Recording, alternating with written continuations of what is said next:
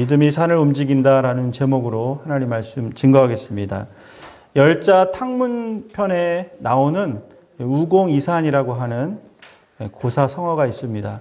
90세가 다 된 노인분이 자기 집 앞에 큰 두산이 있는 거예요. 그러니까 왕래하기도 어렵고 또 농사 짓기도 어려우니까 어느 날 마음을 먹었습니다. 내가 이 산을 매일 조금씩 파가지고 평지로 만들고 산을 옮겨버려야 되겠다. 그래서 주변 사람들이 웃는 거예요. 이 노인분이 우공이 대답을 합니다. 내가 열심히 하루하루 하다가 내가 못하면 내 자식들이 할 것이니 너무 놀리지 마십시오. 나는 반드시 이 일을 행할 것입니다. 그러니까 이 우공이 그날 그 마음 먹은 날부터 삽자루 하나, 괭이 하나 가지고 산을 옮기기 시작하는데 일이 됩니까? 끄떡도 없죠. 조금도 변화가 없습니다. 근데 하늘이 탐복을 해서 상제가 사람을 보내가지고 이 우공의 일을 도와줘서 결국에는 산을 옮겼다라는 우화가 바로 우공이산이라고 하는 사자성어가 되겠습니다. 어떻게 보면 이 우공의 결단이 어리석어 보일 수가 있어요. 아무리 노력해도 되지 않는데 그 일을 선뜻 시작하려고 하는 그 사람을 보면 우리는 속으로 비웃거나 앞에 가서 그 사람을 조롱할 때도 있습니다. 그러나 노력해서 되어지는 일들이 훨씬 많다라는 것이죠. 어떤 사람은 산을 너무 좋아해가지고 매일 산을 타는 사람도 있고요. 자기 버킷리스트, 자기 평생 소원을 내가 어느 산을 올라가야 되겠다. 이런 마음을 먹은 사람도 있습니다. 에베레스트 산이 무려 8,849m래요. 여러분, 아직은 여러분이나 저나 가본 적이 없지만은 킬리만자로라고 하는 그 산이 또 굉장히 높고 많은 사람들이 가기를 원하는데 이 산의 높이가 5,895m라고 합니다. 여러분은 잘 놀라질 않으시는데 남한에서 우리나라에서 제일 높은 산은 한라산이에요. 1947m가 45m, 1945m의 이 한라산을 많은 사람들이 가려고 하는데도 또 힘들어서 못 가는 사람도 많이 있다는 것이죠. 어떤 사람은 산이 좋아서 그 8,000m, 4,000m, 1,900m를 올라가는 것을 기뻐하는 사람이 있는가 반면 어떤 사람은 그 산이라고 하면은 나는 못 가지. 여러분 어떤 분은 산을 보면 가슴이 뻥 뚫린다. 저 산을 올라가자. 내일은 이 산을 올라가야지 하면서 즐기는 분이 계신가 반면 산만 보면은 그냥 어지럽고 저 산을 왜 올라가나 하면서 한심해하는 사람도 있을 것입니다. 오늘 본문이 되고 있는 마태복음 17장에 보면 산 이야기로 시작하고 있어요. 아시는 것처럼 예수님과 세 명의 수제자가 변화산이라고 하는 곳에 올라갑니다. 이 성경을 보면 이 변화산이 어느 곳인가 학자들의 이야기에 의하면 다볼산이다라고 하는 것을 추정을 할 수가 있고요. 실제적으로 성지순례 가보면 이 다볼산 변화산성 위에 예수님의 변화산 기념교회가 위치하고 있습니다. 자, 이 산의 높이는요 588m예요. 그러니까 낮은 산이 아니죠. 예수님이 그 제자들을 데리고 그리고 나머지 제자들은 산 아래 두고 이제 무엇인가 예수님이 새로운 경험을 해주기 위해서 이 세 명의 제자들과 가셨는데 거기에서 어떻게 됐습니까? 예수님의 모습이 그 옷이 그 모습이 마치 빛처럼 환해지는 변모하시는 그런 기적적인 사건을 보여주시면서 구약을 상징할 수 있는 모세와 엘리야와 이 대화하는 모습을 그 세 명의 제자들에게 보여주게 됩니다. 얼마나 기뻤을까요? 인간의 모습으로 내게 다가오셨던 그 예수님이 신적인 모습으로 내 앞에 딱 나타났을 때 여러분이 그토록 기다렸던 어떤 일이 정말 거짓말처럼 딱 내 앞에 있을 때 여러분 그 기분이 너무 좋잖아요.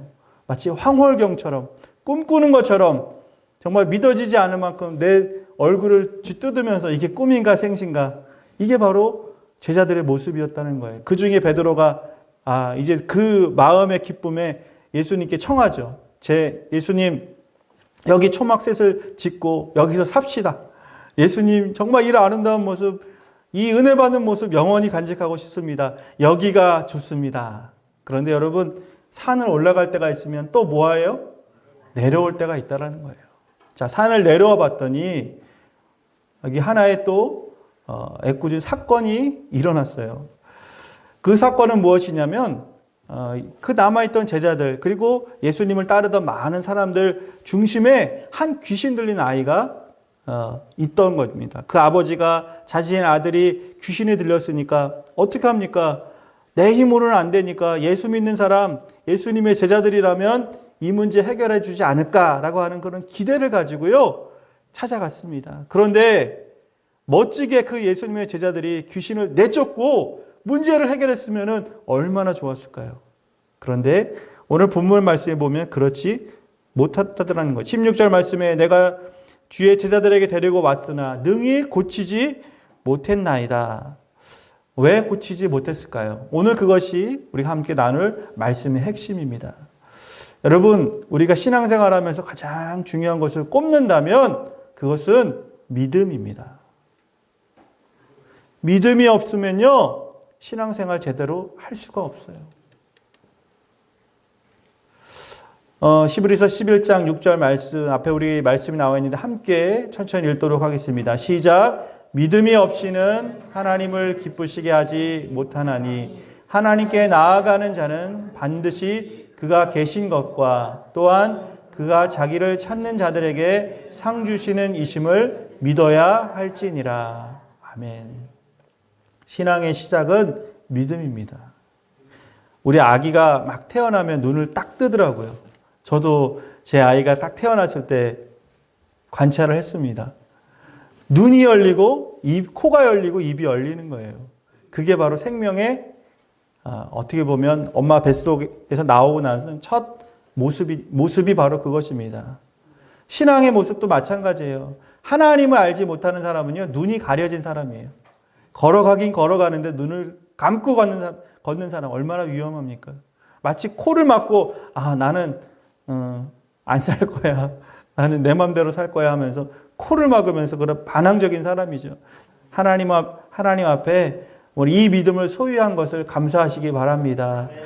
하나님 앞에 나올 때 여러분 다른 거 아니에요. 믿음 가지고 나오는 거예요. 하나님이 함께 하시지. 하나님이 나를 도와주시지. 그 하나님이 종국에는 저 천국으로 나를 인도하시는 분이시지. 여러분 그 믿음 가진 사람 하나님께 오늘 말씀처럼 상을 받을 줄 믿습니다. 오늘 기도원에 이렇게 가면 보통 기도원이 어디에 있죠? 산에 많이 있더라고요. 뭐 절에만 산의 꼭대기인 게 아니라 예전 기도원일수록 산 꼭대기, 골짜기 이런 곳에 많이 있습니다. 그러면 그곳에 가서 말씀과 기도로서 은혜를 받습니다. 그리고 우리 그곳을 가리켜서 은혜의 동산이다 이렇게 보통 얘기를 하죠. 그러면 얼마나 기쁜지 몰라요. 여러분 하나님한테 말씀 받고 응답 받고 세심 얻으면 얼마나 좋습니까? 밥을 안 먹어도요 배고픈 줄 모르더라고요. 그렇죠? 그냥 내가 인생의 최고로 불행한 사람이다 생각하면서 근심, 걱정, 인생의 무거운 보따리 다 끌고 올라왔지만 은혜 받고 나면요 그 짐이 어느 날 가벼워지고 없어지더라고요. 자, 시간이 돼서 이제는 은혜의 동산 내려와야 돼요. 내려오면 여러분 그럴 때 있더라고요. 정말 내가 은혜가 너무 충만하면은 이제 내가 집에 가면 불가능이 없을 것 같아요. 마치 그냥 슈퍼맨처럼 내가 말하면 말하는 대로 다 되고 내가 행동하면 행동하는 대로 다 되고 기도하면 모든 것이 응답되고 정말 내가 이 기도원에서 받은 은혜를 생각하면은 그냥 물만 지나가면 모세의 지팡이처럼 그냥 홍해처럼 쫙 갈라질 것 같은 그런 대단한 그런 자부심 그런 믿음이 막 생기더라고요. 그런데 막상 집에 내려와 보면 어떻습니까? 현실이 보이는 거죠. 그토록 사이가 좋았는데 부부 사이가 막 틀어져요. 자식들이 그래도 잘했는데 은혜 받고 내려왔더니 막 자식이 더 속을 새기는 거예요. 직장에서, 일터에서, 학교에서, 내 주변에서 오히려 은혜 받은 나를 환영하는 것이 아니라 나를 공격하는 그런 일들이 훨씬 더 많이 있었다라는 거예요. 여러분, 예수님도 말씀하십니다. 은혜가 더한 곳에 시험이 많고 근심이 더 찾아오고 사탄의 공격이 많다라는 거예요. 여러분 삶 속에 근심, 걱정, 사탄이 주는 그런 유혹, 시험, 고민이 많이 계시다면 여러분 그것을 믿음으로 이기시기를 바라겠습니다. 예수님의 제자들은 예수님께 택함을 받은 사람이에요. 그리고 능력을 받았습니다. 그런데 그 능력받은 사람들이 믿음이 없음으로 말미암아서 그 귀신 들린 아이의 문제를 해결할 수가 없었습니다. 우리 각자에게는 하나님께서 은사와 능력을 주셨어요. 제가 이제 군대를 가서 보니까 평범한 일반인에서 이제 군인화 되기 위해서 훈련소로 보내게 됩니다. 그러면 5주간 군사훈련이라는 것을 호되게 받습니다. 얼마나 힘든지 몰라요. 그리고 훈련이 딱 끝나면 수료하면서 소총 한 자루를 딱 그 사람 이름으로 총을 한 자루 이제 주게 되죠. 그러면 이 제대할 때까지 이 총을 가지고 내가 근무를 하는 거예요. 만약에 전쟁이 나면 이 총 하나가 나를 지킬 수 있는 유일한 무기가 될 수 있도록 5주간의 그 훈련이 기초 훈련이 돼서 전시의 어떤 상황, 어떤 곳에 내가 보냄을 받더라도 싸워 이길 수 있도록 기본적인 훈련을 하는 것이죠. 그런데 여러분 진짜 막상 전쟁이 빵 터지면은 그 5주 훈련 받고 소총 하나 가지고 간 사람이 전쟁에서 무조건 승리합니까? 그렇지는 않다라는 거예요. 이론과 실제는 항상 괴리감이 있는 거예요. 그 이론은 있고 훈련을 받았지만 전쟁에 나가서 실제적으로 승리를 하기 위해서는 끊임없이 또 훈련하고 또 준비하고 또 연마하고 또 새로운 것을 또 익혀가지고 항상 전시에 내가 나가서 실제적으로 이길 수 있도록 해야 된다는 것입니다. 예수님의 제자들은요, 부름받은 사람이에요. 이미 크고 작은 것에 훈련이 이미 되어진 사람입니다. 일반인이 아니에요. 그런데 오늘 귀신 들린 아이 하나를 고치는 데 있어서 실패했다라는 거예요. 무슨 얘기입니까? 이론은 알지만, 머리로는 알았지만 하나님이 계신 것은 내가 이미 알았고 예수님이 누군지는 알고 있었지만 막상 실전에 내가 투입되고 나니까 그 실전 앞에 내 실력이 다 드러났다라는, 내 미천이 다 드러났다라는 것입니다. 여러분, 그 우리의 미천이 무엇입니까? 믿음이라는 거예요. 우리의 삶의 신앙의 가장 기본은 믿음인데 그 문제를 하나님 앞에서 제대로 풀지 못했다라는 것이 오늘 본문에 나오고 있는 책망받은 예수님의 제자들의 모습이라는 것입니다. 세상은 만만치가 않습니다. 여러분, 우리가 믿음의 눈을 크게 뜨고 주님께 날마다 믿음을 달라고 기도해야 되는 것입니다. 우리 학생들 공부가 너무 중요하죠. 여러분, 그러나 공부가 수단이 돼야지 목적이 되어서는 안 된다는 거예요. 만약에 학생들에게 공부가 목적이 되면 어떻게 되냐면요, 친구들이 다 경쟁 상대가 되는 거예요. 왜냐하면 내 성공하는 데서 얘를 밟고 일어서야 되잖아요. 그렇죠? 어떤 공부 잘하는 친구가 전교 1등을 하는데 그 친구가 이제 시험을 앞두고 이제 비법 노트를 딱 만드는 거예요. 그러면 이 비법 노트는 뭡니까? 그 비법 노트만 알면 어떻게 되는 거예요? 공부를 좀 적게 한 사람이나 성적이 좀 안 좋은 친구는 이 비법 노트 하나만 갖고 가면 혹시라도 내가 받을 수만 있으면 내 성적이 그냥 쭉 올라갈 수가 있는 거죠. 그러면 그 공부 잘하는 친구가 공부가 만약에 목적이 됐다 그러면 다른 친구가 그런 거를 부탁을 했을 때 어떻게 합니까? 당연히 줄 필요가 없는 것이죠. 왜? 그 경쟁 상대이기 때문에. 그 친구한테 내가 그런 호의를 베풀 필요가 없는 것이죠. 그러나 여러분, 공부, 학업도 목적이 아니라 도구가 돼야 돼요.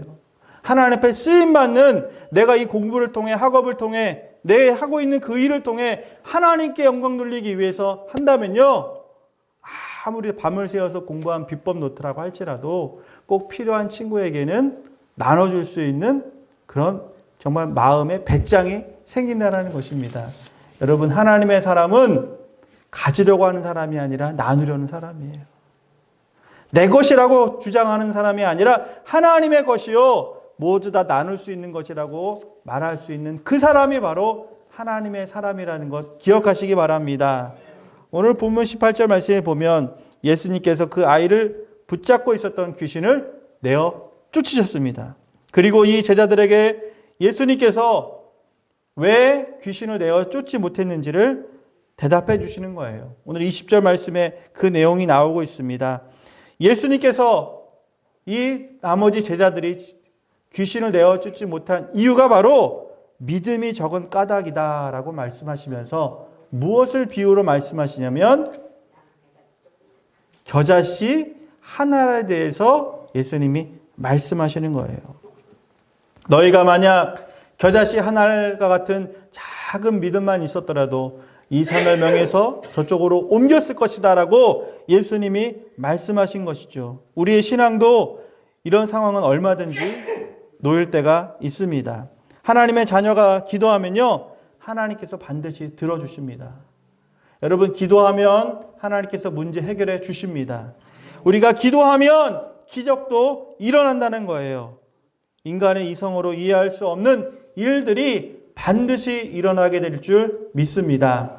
오늘 본문 말씀에 이 귀신 들린 아이 그리고 변모산에서 변화되신 그 모습이 오늘 마태복음뿐만 아니라 마가복음, 누가복음에도 동일하게 기록되어 있습니다. 그런데 이 세 개의 성경 구절에서 같은 사건을 가지고 조금씩 다른 방향에서 설명을 하고 있어요. 저는요, 그 중에서 마가복음 말씀이 바로 오늘 우리에게 해주시는 이 믿음을 우리가 어떻게 소유할 수 있는지에 대해서 분명한 해답이라고 생각합니다.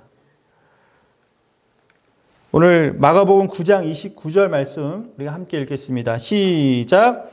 이르시되 기도 외에 다른 것으로는 이런 종류가 나갈 수 없느니라 하시니라. 여러분 여기 믿음의 전제가 뭐예요? 우리의 믿음이 어떻게 커집니까? 책망받지 않는 믿음, 기적을 일으키는 믿음, 문제를 해결하는 믿음, 이 믿음은 어떻게 가진다고요? 기도밖에 없다라는 거예요. 기도 외에는 믿음을 우리가 성장하고 성숙할 수 있는 방법이 없다라는 것을 오늘 예수님께서는 마가복음 9장 29절에 분명히 말씀하고 계십니다. 여러분 여기 보니까 기도라고 하는 단어가 있지요. 이 기도라는 단어를 제가 원어적으로 찾아보니까 프로시케라고 하는 단어를 사용합니다. 그리고 제가 이 프로시케가 무슨 뜻인가? 기도라는 것 우리가 한글로 해석을 했으니까 그렇게 기도로 받아들이면 되는데 그런데요. 엄밀하게 이 프로시케는요. 이 두 가지 단어를 합성한 단어인데 prayer and fasting이라고 하는 단어가 프로시케예요. 이게 무슨 말이냐면 우리는 그냥 기도 외에 기도밖에 그 뜻으로 알고 있지만은 언어적인 뜻. 영어 성경에 보니까 다 pray and fasting이라고 나오더라고요. 이게 무슨 뜻이냐면 기도와 금식 외에는 이런 기적이 나타날 수 없다라는 거예요. 여러분 종합해서 정리하면 무슨 말입니까? 우리의 믿음이 커지는 것은 하나님 앞에 간절히 기도하고 금식한다라는 거예요. 여러분 금식하는 게 쉽습니까? 여러분 기도하는 것이 참 어렵죠. 맞아요. 권사님 3일간 기도하셨는데 힘드셨대요. 기도는 금식은요. 생명을 건다라고 하는 의미예요. 단식 투쟁이잖아요. 단순히 내 정치적인, 내 사회적인, 내 의지를 나타내기 위한 단식이 아니죠. 내 사랑하는 가족을 위해서, 우리 교회를 위해서, 이 나라의 민족을 위해서, 정말 하나님의 뜻을 이루기 위해서 금식하는 그 기도야말로 기적을 일으키는 믿음이 될 줄 믿습니다. 오늘 예수님께서 말씀하시는 거예요. 우리 앞에 산이 놓여 있는데 그 산을 어떻게 넘어가냐는 거예요. 우리가 그 산을 어떻게 옮기냐는 거예요. 말도 안 된다는데 말도 안 되는 것이 아니라 너희에게 겨자씨 하나 같은 믿음만 있으면 가능하다는 거예요. 여러분 성경에서 겨자씨 비유가 또 나오고 오늘 예수님께서 겨자씨에 대해서 말씀하시죠. 겨자씨는 우리가 알고 있는 씨 중에 가장 작은 씨예요. 말하자면 예수님이 보셨을 때 세상이 봤을 때 어떻게 보면 우공처럼 그 90세 다 된 그 노인의 그 삽 한 번 뜨는 것 같은 그런 모습이 바로 겨자씨 하나. 세상 사람들이 가장 작게 보고 내가 생각해도 내 자신이 너무 한심하고 내가 기도드릴 때 하나님 내 기도를 누가 들어주실까라고 하는 그런 작은 마음으로 하는 것이 겨자씨라면 여러분 산을 옮기는 것은 무엇입니까? 놀라운 변화죠. 있을 수 없는 일이죠. 기적입니다. 놀라운 신앙적인 체험이라는 거예요. 여러분 우리의 삶에 이런 체험들이 있어지기를 바라겠습니다. 지금까지 여러분이 살아오시는 인생이 산을 보면 아유 누가 저 산을 올라가나 한심하다. 아유 난 비켜가야지. 아유 나는 그냥 이 산 밑에 있어야지 라고 생각하셨다면 오늘 시간 다시 마음을 새롭게 함으로 오늘 예수님이 말씀하십니다. 너희에게 겨자씨 같은 믿음 하나만 있으면 그 겨자씨는 뭡니까? 기도하고 금식하고 기도하고 하나님 앞에 매달릴 때 주님 그 문제는 반드시 주님 안에서 해결될 줄 믿습니다. 많은 사람들이 인간의 이성과 경험으로 신앙생활을 하려고 합니다. 논리를 따지려고 그래요. 우리가 성전을 지을 때도 마찬가지 아닙니까? 우리가 돈이 얼만큼 있는데 우리가 지금은 성전을 못 짓습니다. 뭐 아무것도 못하는 거예요. 우리가 이번에 전도 축제를 하려고 하는데 이만큼 우리가 또 목표를 가지고 하려고 합니다. 이성과 논리와 경험을 가지고는 여러분 어떻게 합니까? 우리가 지금 재정이 그렇게 할 수 있는 뒷받침이 안 되는데 그렇지만 겨자씨의 하늘 같은 믿음 한 분 기도하고 있는 그분의 마음 안에 하나님께서 그 씨앗이 자라게 하셔서 할 수 있습니다. 해봅시다. 우리 주님을 위해서 한번 사고를 한번 쳐봅시다. 여러분 그게 바로 하나님이 원하시는 사람이라는 거예요. 여러분 우리의 삶 속에 태산 같은 높은 산, 건널 수 없는 강이 계시다면 포기하지 마시고 하나님이 우리에게 주신 그 믿음 가지고 나아가 승리하시기를 바라겠습니다. 세계적인 대기업을 이룬 대부분의 사람들의 스토리 제가 읽어보니까 공통점이 있더라고요. 그것은 무엇이냐면 아무것도 없는 빈손에서 그저 한 사람 두 사람이 빈 창고 허름한 곳에서 시작해서 지금의 우리가 생각하는 대기업의 총수가 된 거예요. 산을 옮긴 거예요. 1901년도 시카고의 한 마을에서 태어난 아기가 꿈을 가졌어요. 나는 세계적인 만화가가 될 거야. 그리고 이 저 멀리 동부에서 서부 헐리우드라고 하는 곳에 갔는데 누가 반기는 사람이 있나요? 돈도 없고 찾는 사람 없고 무섭고 적적하고 힘든데 어느 창고 하나를 빌려가지고 거기서 이제 일을 막 시작하는데 창고가 너무 허름하니까 쥐들이 그냥 왔다 갔다 하는 거예요. 여러분 쥐 보면 어때요? 때려잡죠 쥐. 그런데 이 사람이 그 쥐를 보면서 만화를 그리기 시작한 거예요. 그걸 소재를 가지고 이후에 세계적인 만화가 월트 디즈니라고 하는 사람이 탄생한 거예요. 지금의 시작은 너무나 초라하죠. 쥐들이 들끓고 환경도 좋지 않고 모든 사람이 포기하라, 그만둬라, 내 마음의 소리도 그렇습니다. 그런데 디즈니는 그 쥐를 보고 작고 귀여운 만화 캐릭터를 만들어 대성공을 이뤘다는 거예요. 오늘 주님께서는 우리에게 산을 옮기라고 말씀하십니다. 그 산을 그저 우공이 삽 하나를 들고 옮기는 것이 아니라 믿음으로 산을 옮기라고 말씀하십니다. 기도로 그 산을 옮기라고 우리에게 권면하고 계십니다. 그러므로 우리는 우공이 산이 아니라 믿음이 산이라는 거예요. 우공이 산이 아니라 기도의 산이라는 거예요. 오늘 이 시간부터 여러분 우리가 태산같이 높은 그 산, 우리가 점령해야 될 그 높은 고지, 하나님이 꿈꾸고 우리에게 주신 그 놀라운 비전 이루는 거 너무나 힘들죠. 감히 엄두가 나지 않습니다. 그러나 기도의 첫 걸음부터 오늘 믿음으로 하나님 앞에 결단하는 그분의 심령 안에 기적은 시작되고 있습니다. 이 한 주간 하나님 앞에 정말 내가 감히 넘을 수 없었던 그 산을 주님 믿음으로 넘어가겠습니다. 내가 할 수 없는 그 일 기도로서 주님과 함께 이 산을 옮기겠습니다. 그런 믿음을 가지고 한 주간 살아가시는 저와 여러분 되시기를 바라겠습니다. 우리 함께 기도하실 때 주님, 우리 앞에 문제가 있습니다. 그 귀신 들린 아들을 데리고 난 아버지처럼 내 가정에 문제가 있고 내 자녀들이 주님 고통 가운데 있습니다. 문제가 있습니다. 우리의 남편, 또 우리 배우자, 또 우리 가족들, 또 우리 교회 식구들 어렵고 힘든 문제 한 가지 이상씩 다 있는데 그 모든 문제들 내 힘으로 할 수 없지만 주께서 주님 기도하고 금식할 때 그 문제 풀어주신다고 약속하여 주셨사오니 하나님 앞에 간절한 마음으로 이 한 주간 기도하겠습니다. 믿음으로 승리하겠습니다. 그런 기적의 주인공이 바로 내가 되겠습니다라는 결단을 가지고 우리 주여 한번 부르시고 간절한 마음으로 기도합니다. 주여